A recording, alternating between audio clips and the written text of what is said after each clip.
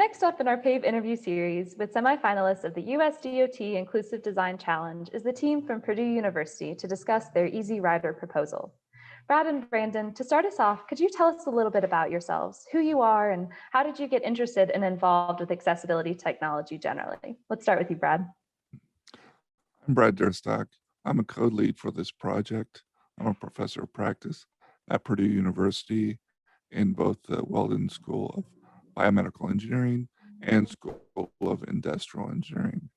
My research focuses on rehabilitation engineering and the development of assistive technologies for people with disabilities. And so it is a great opportunity to participate in transportation, particularly for autonomous vehicles that really can be a game changer for this group of individuals.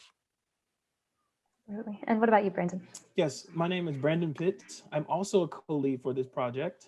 I'm an assistant professor in the School of Industrial Engineering at Purdue University. And my research area is in human factors engineering, and specifically in the study of aging and technology, where we think about how older adults use technology and how to develop technologies to support older adults as they age.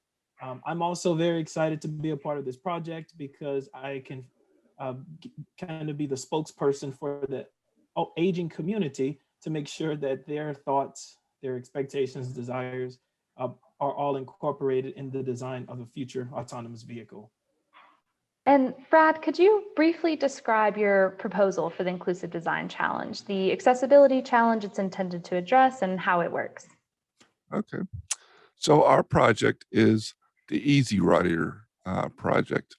So what that stands for is efficient, accessible, and safe interaction in a real integrated design environment for riders with disabilities.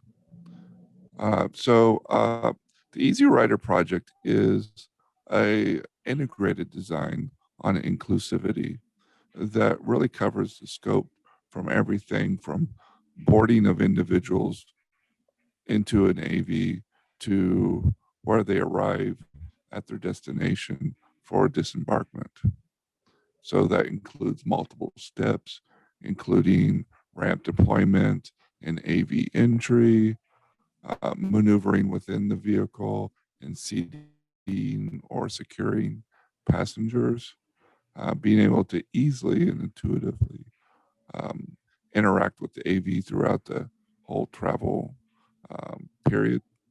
And no matter what their disability is, physical, sensory, cognitive impairments, making provisions for their safety throughout their travel under a different various scenarios, and be able to easily and safely get out of the AV once they arrive where they intend to go.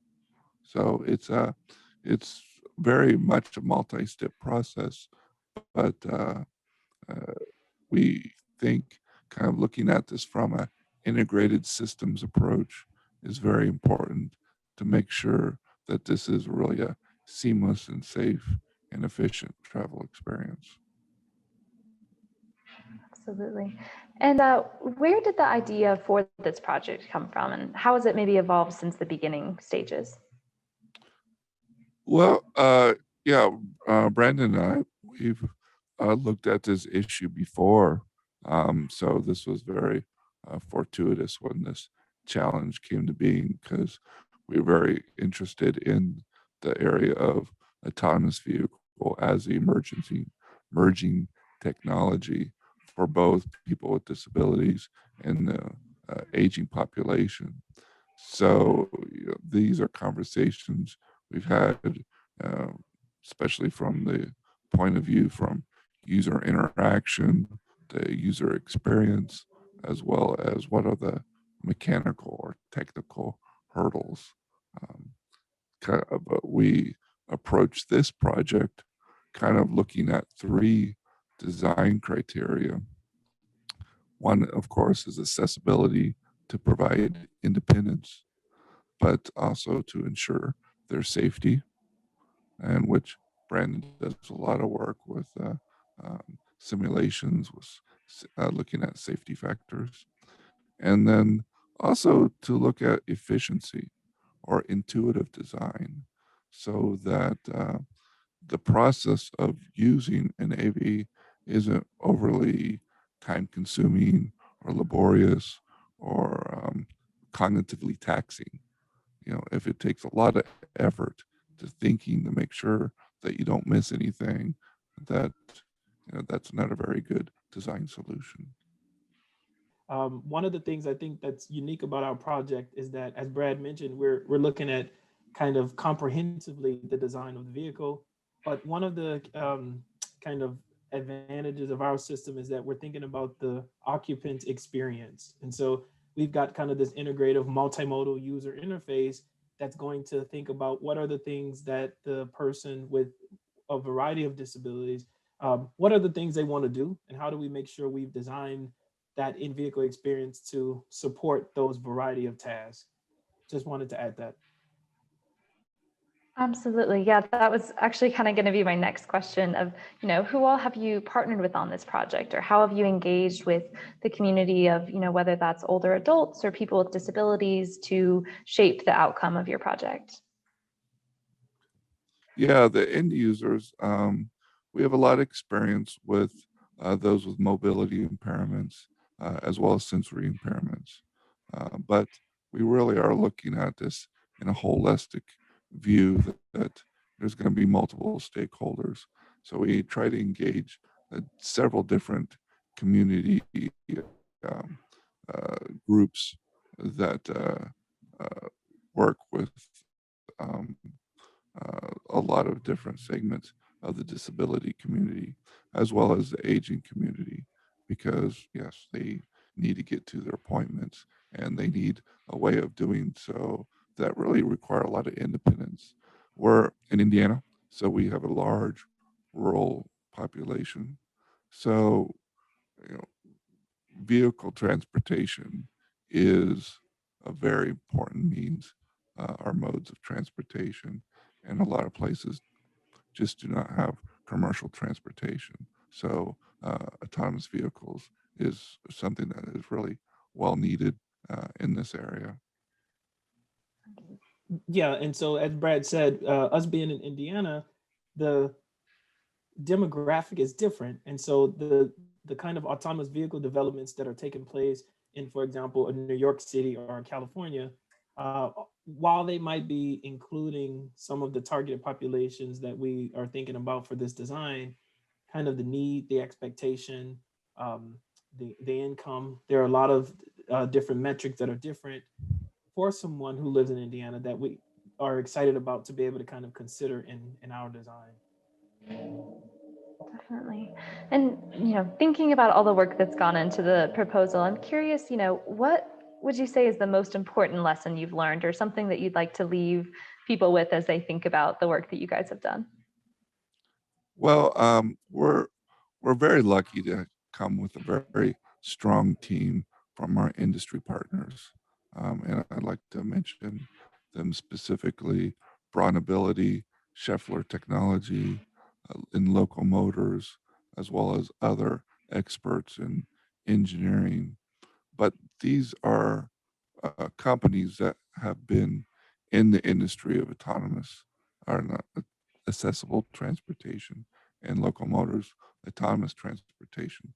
So tapping into their knowledge base of not only kind of the research design aspect, but also the production value or hurdles there is, I think, very important and something that we really bring to the Easy Rider project, because to make this a possibility, there are production level hurdles you really have to make sure. If it's going to cost the moon, then obviously it's not going to be implemented. So these are people who really know how to get things done.